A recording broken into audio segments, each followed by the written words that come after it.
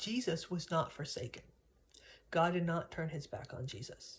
This is a common misunderstanding, a misinterpretation of Jesus' statement, my God, why have you forsaken me? Obviously, initially it seems, well, God forsook Jesus if Jesus says that.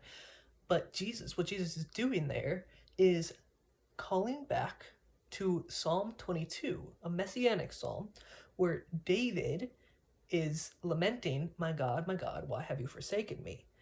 And in that psalm, he also says, they've taken my garments and are dividing them among themselves, and they've pierced my hands and feet. And at the end of the psalm, he says that God is reigning over all, and he is the deliverer.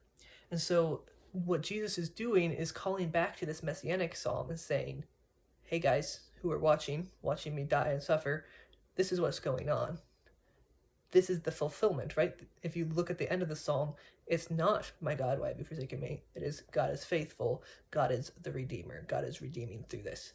And throughout the Bible, throughout the New Testament specifically, Jesus' sacrifice is portrayed as a beautiful thing, something that God is pleased with, something that it's time for the Son of Man to be glorified.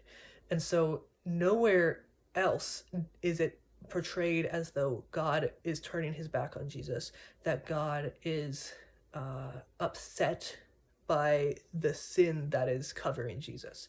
The wrath of God was poured out on Jesus. That is true, because Jesus was carrying the sins of the world.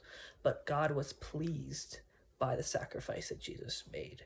Jesus was the propitiation, right? The atonement for our sins.